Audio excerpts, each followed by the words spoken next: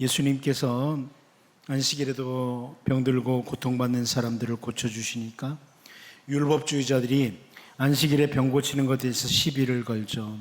어느 안식일에 베데스다 연못가에서 38년 된 병자로 살았던 사람을 예수님께서 고치신 후에 유대인들의 박해가 있을 때 요한복음 5장 17절을 보면 예수께서 그들에게 이르시되 내 아버지께서 이제까지 일하시니 나도 일한다 하시매 이렇게 말씀합니다.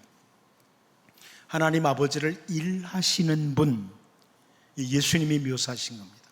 하나님은 일하시는 분이시다. 우리가 창세기 1장을 보면 태초로부터 일하시는 하나님을 확인하게 돼요. 우리가 좀 알고 있는 히브리어 단어 가운데 하나가 아싸라고 하는 단어인데 일하다, 만들다 이런 의미를 가진 이 아싸라는 단어가 창세기 1장에 계속해서 나옵니다. 하나님이 일하셨다, 하나님이 만드셨다, 하나님이 일하셨다 이런 내용들이죠. 하나님은 오늘도 여전히 일하시는 하나님이십니다. 시편 104편 24절을 보면 여호와여 주께서 하신 일이 어찌 그리 많은지요 주께서 지혜로 그들을 다 지으셨으니 주께서 지으신 것들이 땅에 가득하니이다 이렇게 시편 기자가 고백을 합니다. 우리말 성경이 이렇게 번역해 줬어요. 오 여호와여 주께서 하시는 일이 얼마나 다양하신지요 주께서 그 모든 것을 지혜로 지으셨으니 이 땅이 주의 부요함으로 가득합니다. 정말 하나님께서 행하시는 그 일들을 우리가 깊이 묵상해 보면 이 시편 기자의 표현처럼 정말 다양한 일들, 하나님은 지금도 계속해서 다양한 일들을 행하시는 이런 하나님이십니다. 그리고 좀 더 눈을 열고 보면 이 온 땅에는 주님의 부요함으로, 하나님의 부요하심으로 가득 차 있습니다.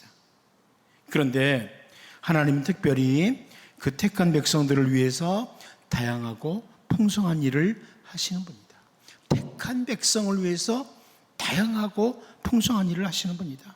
시편 147편 2절 3절을 보면 여호와께서 예루살렘을 세우시며 이스라엘의 흩어진 자들을 모으시며 상심한 자들을 고치시며 그들의 상처를 싸매시는도다 이렇게 표현을 합니다.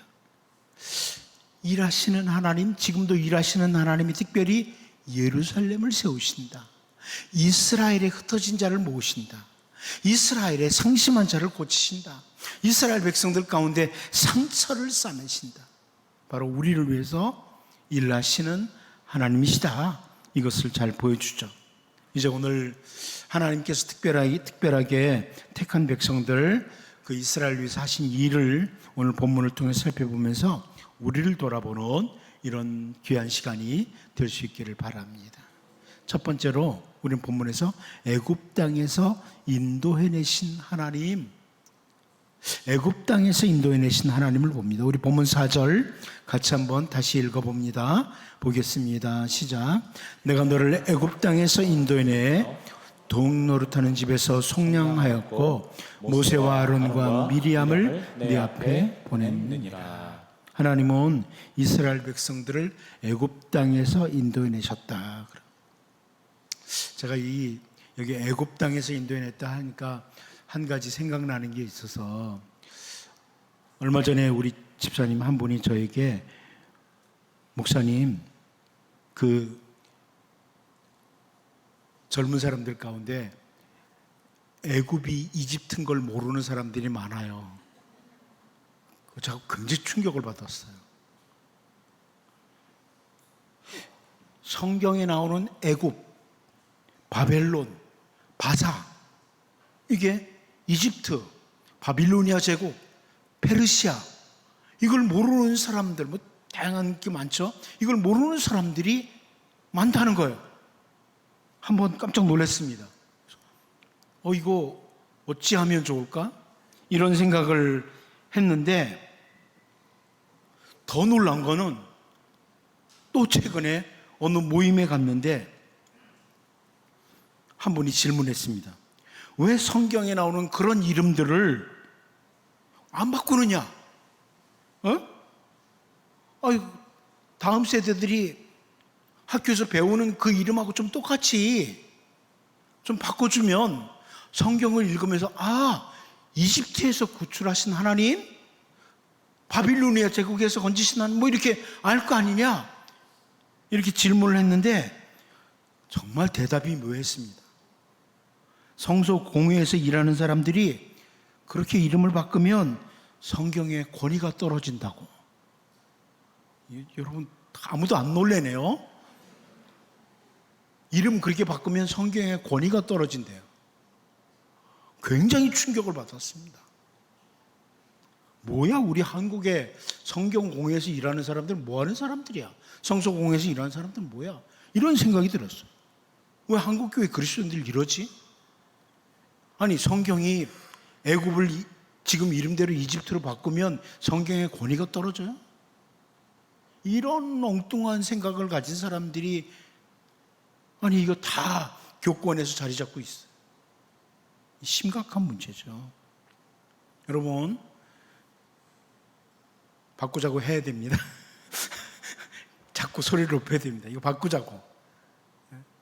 이 뭐 하는 짓인가 싶어요. 아무튼 애굽이라고 하는, 이집트라고 하는 그 막강한 나라에서 하나님은 이스라엘을 인도해 내셨습니다. 시편 107편 16절을 보면 그가 논문을 깨뜨리시며 쇠빗장을 꺾으셨음이로다, 이렇게 표현합니다.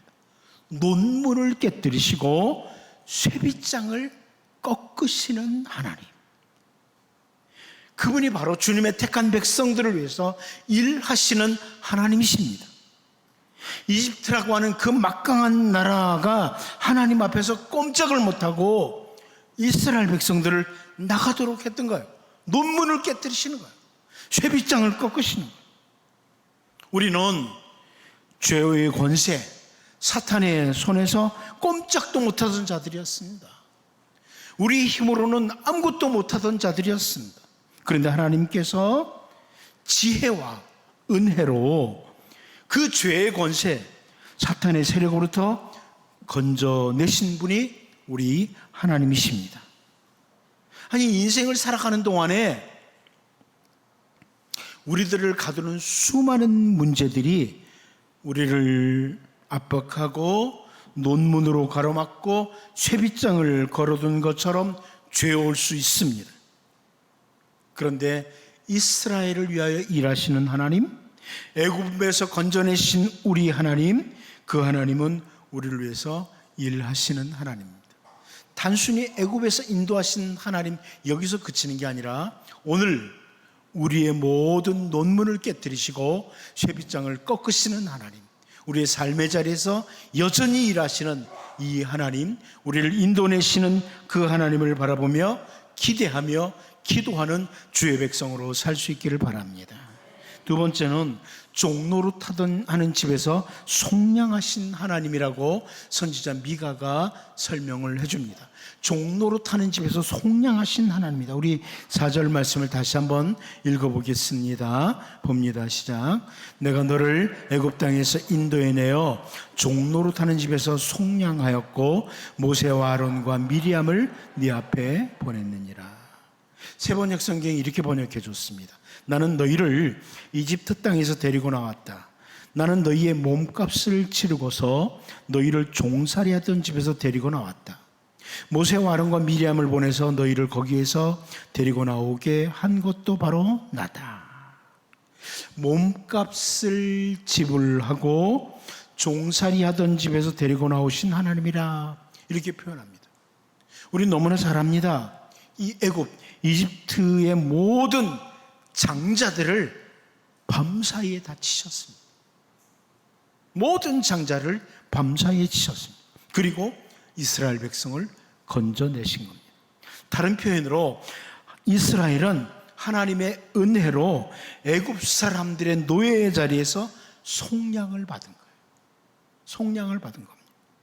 그런데 오늘 우리들이 바로 동일한 은혜를 받은 자라고 바울 사도가 분명히 설명하죠. 갈라디아서 4장 5절을 보면 율법 아래 있는 자들을 속량하시고 우리로 아들의 명분을 얻게 하려 하심이라. 이렇게 말씀합니다. 주 예수 그리스도를 보내셔서 우리를 속량하시고 하나님의 자녀의 명분을 얻도록 해주셨다. 이 하나님이 하신 일입니다. 바울 사도는 또한 로마서 6장 17절 18절을 통해서 하나님께 감사하리로다. 너희가 본래 죄의 종이더니 너희에게 전하여 준 바 교훈의 본을 마음으로 순종하여 죄로부터 해방되어 의에게 종이 되었느니라. 이렇게 말씀해 줍니다. 죄의 종으로부터 해방됐다. 속량함을 받은 자들이다. 이게 바로 오늘 우리라고 바울 사도가 설명을 해줍니다. 여러분, 시편 102편 17절 말씀을 보면 여호와께서 빈궁한 자의 기도를 돌아보시며 그들의 기도를 멸시하지 아니하셨도다 하면서 속량하신 하나님의 일하심을 이렇게 표현합니다.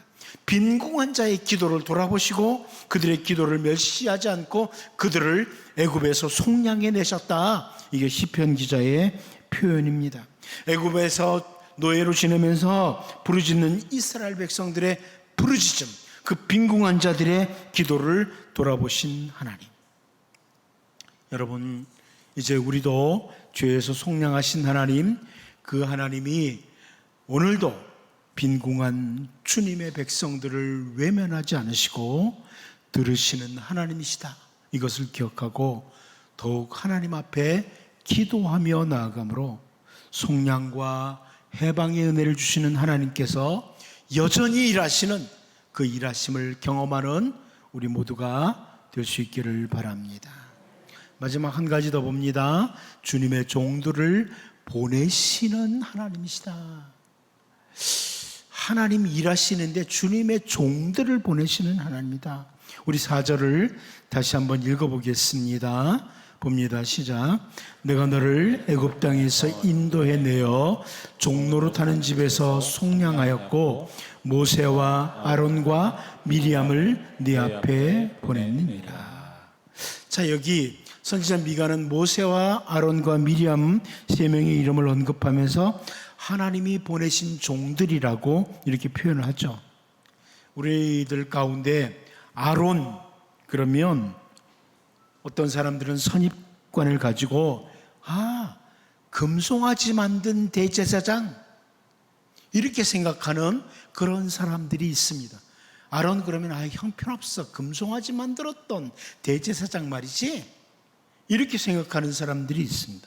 미리암 그러면 뭐가 떠오르나요? 제일 먼저 모세 비방하다가 나병 들었던 사람, 이걸 먼저 떠올리는 사람들이 참 많습니다.